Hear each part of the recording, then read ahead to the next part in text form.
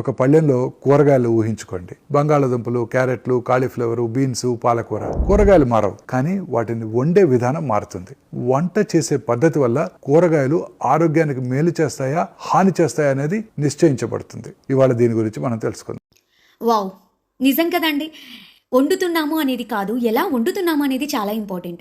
Present ఉన్న busy డేస్లో working women's కానీ, మదర్స్ కానీ తొందరగా వంట ఫినిష్ చేయడము, హై ఫ్లేమ్లో పెట్టడము, వాటిలో ఉన్న న్యూట్రిషన్ అనేది ఎవాపరేట్ అయిపోతుంది. మీ బాడీకి ఏమీ అబ్జర్వ్ అవ్వట్లేదు. మీరు తీసుకున్న ఫుడ్లో పీచు పదార్థం బాగా ఉంటుంది. మీరు ఒకవేళ తక్కువ ఫ్లేమ్లో వండి వాటిని తక్కువ హీట్లో చేస్తే మీకు పీచు పదార్థం బాడీకి బాగా అందుతుంది, న్యూట్రిషన్ బాగా అందుతుంది అనే విషయం మీకు తెలుసా? తెలీదు. మీ అందరికీ తెలుసా మన కిచెన్ అనేది హాస్పిటల్ బిల్స్ని పే చేస్తుంది అని? బట్ అలాంటి కిచెన్ని మనం ఎలా పెట్టుకున్నాం? హాస్పిటల్ బిల్స్ ఎక్కువ పే చేస్తున్నాము అంటే కిచెన్ అనేది హెల్తీగా లేదు అని. అంతేకాకుండా ప్రజెంట్ ఇప్పుడు ఒక అయిపోయింది, like 1 lakh 1.5 lakh fridges purchase చేసి అన్ని వాటిలో స్టోర్ చేయడం. ఎందుకు అంత మనం హెల్తీగా చేసుకోలేమా? ఎందుకు ప్రతి ఒక్కటి ఫ్రిడ్జ్లో పెట్టాలి?